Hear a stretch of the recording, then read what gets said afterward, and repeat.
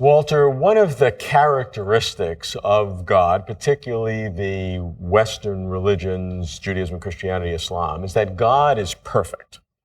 Now, if I want to believe in God, I have to understand what that means, and I can't imagine a better way than to talk to an atheistic philosopher to ask, what does it mean that God is perfect? Boy, it's hard for me to say what it means because I can't believe that people think that way. I mean, God was supposed to inspire the Bible. Just look at the Bible and all the imperfections in it. There are inconsistencies, there are bad moral doctrines, there are horrendous actions like killing all the people in the next village over for the sake of your village being able to take over their land that are lauded. Well, if God inspired that book, how could you think God is perfect? And if God allows all the evil in the world, how could you think God is perfect? But you are making a God in your image, and in your image you have certain kind of very constricted moral approaches. They may be very valid, that people should never kill under any circumstances or never do.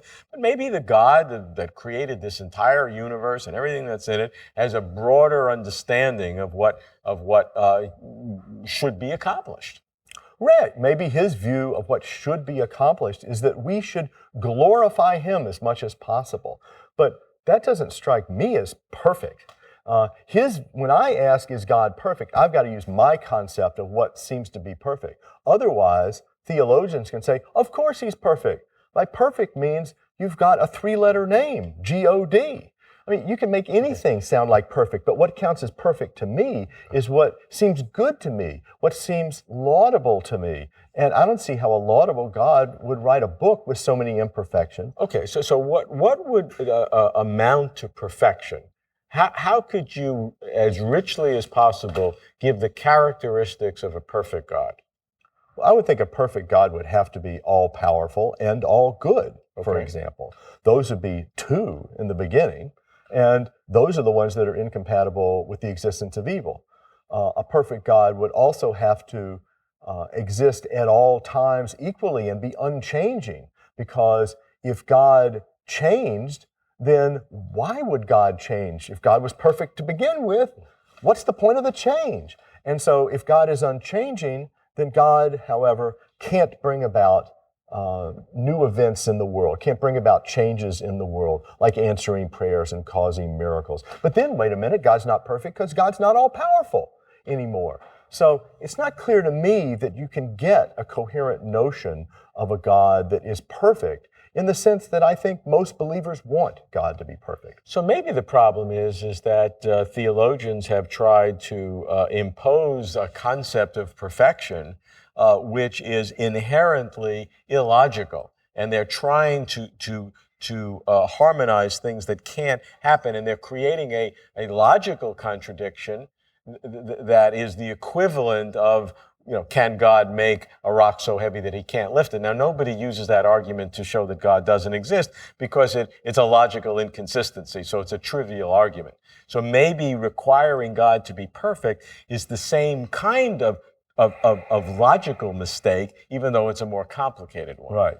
I think there's something to that.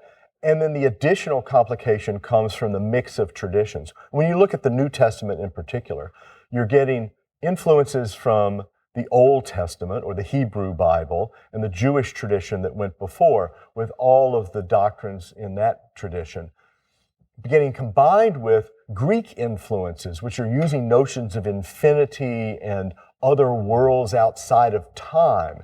And you put those two traditions together into a single book, and you get additional incoherences within the doctrines. Well, I think actually what happened is a lot of those influences, some came into the New Testament, but most came after the New Testament in the development of church philosophy in the next a few hundred years, and particularly through the Middle Ages. Right. I grant you the influence continued much later, and much of the New Testament is not influenced so much by Greek. Gospel of John, maybe some other letters, but not all of it. Right. At that point, it was just beginning. But by the time you reach the Middle Ages, the two traditions were trying to mix together in a way that didn't make any sense. Right. So maybe the struggle with this concept of God's perfection leads us to begin to examine within the religious traditions what the elements are that are really important and what are not. So I think it's a helpful exercise, not in just asking the question, but in probing what is the nature of the God that people are trying to believe in. Right, but the problem is once you start saying, well, which is the part that really matters, now you're compromising. What happened to perfection? Perfection's not supposed to be a compromise. It's supposed to have it all. Right. Well, this is the issue. That's the problem. And so you set up some nice contradictions, all powerful and all good. And then you have the problem of evil. And then you have the perfection of God being outside of time with the problem of God interacting with human beings in time.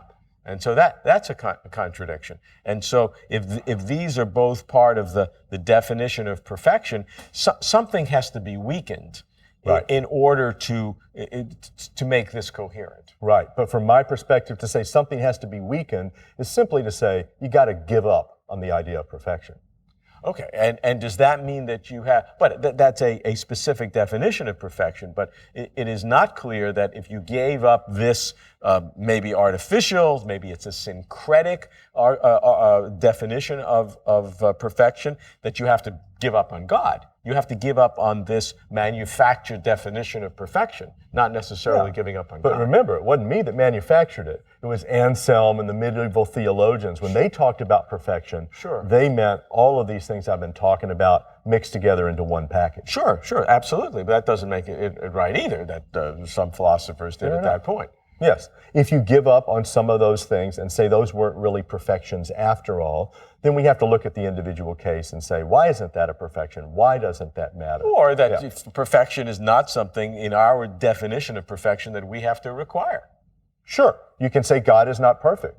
I mean, look, the ancient Greeks said that. Zeus wasn't perfect. The Hindus say that. Shiva's not perfect. There's a difference by saying God, forcing God to be perfect, and then affirmatively saying God is not perfect because you're still using that same word. Now you're creating a whole other aura. I'd prefer, not to deal with that word because it has its own connotations. That's fine with me. I'd be happy to give up the word perfect. It's the theologians who want to claim that God is perfect, not me.